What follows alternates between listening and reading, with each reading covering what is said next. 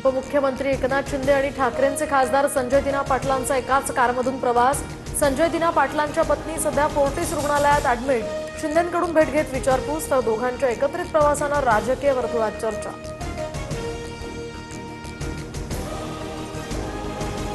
मी राजीनामा देणार नाही, नैतिकदृष्ट्या टीएमसी जिंकली, भाजपनं आम्हाला जबरदस्ती हरवलंय। पश्चिम बंगालमधील पराभवानंतर सुद्धा ममता बॅनर्जी ठाम।